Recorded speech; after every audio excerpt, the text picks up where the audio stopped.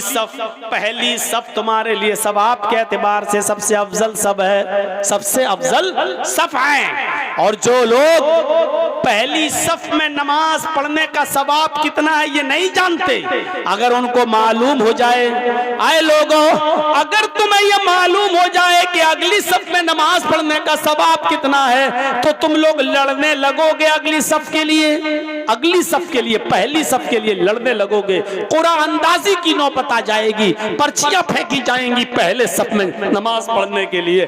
घर से तुम 2-2, 3-3 घंटा पहले निकलोगे कि मस्जिद में अगली सफ कहीं भर न जाए। इतना सवाब है पहली सफ में नमाज पढ़ने का। लेकिन अल्लाह के नबी औरतों से क्या कह रहे हैं? आए मस्तूरात, आए औरतों की जमात, ये अगली सफ में नमाज पढ़ने का सवाब मर्दों के लिए है।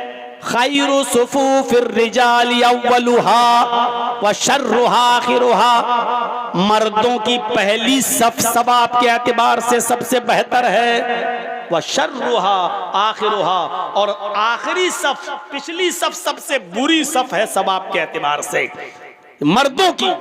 लेकिन औरतों से क्या कह रहे हैं? हाय औरतों, खैरु सुफूफिन निसाई आखिरुहा व शर्रुहा बलवा, हाय औरतों तुम्हारे लिए पिछली सफ सबसे बेहतर है। पिछली सफ, सबसे पीछे वाली सफ औरतों तुम्हारे लिए सबसे बेहतर है सवाब के एतबार से, और सबसे आगे वाली सफ सबसे बुरी है सवाब के एतबार से। अब आप गौर करो, जर्जी साहब नमाज पढ़ा रहे हैं, अल्लाहु अकबर, मेरे पीछे 5 सफ़े लगी हैं मर्दों की, पर्दा पड़ा है उसके बाद पीछे, और उसके बाद 5 सफ़े औरतों की लगी हुई हैं, 5 सफ़े औरतों की लगी हुई हैं पीछे।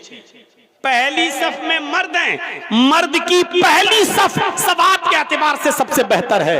5 सफ़े पूरी हो गई, मर्दों की पिछली सफ सबसे बुरी है सवाब के एतबार से, सबसे कम सवाब। उसके बाद पर्दा पड़ा है, पर्दा, उसके बाद औरतों की सफ लगी है, 1 2 3 4 5, 5वीं सफ जो सबसे पीछे है औरतों की, वो सवाब के एतबार से सबसे अच्छी सफ है। सबसे ज्यादा सवाब किस औरत को मिलेगा? जो सबसे पीछे वाली सफ में है।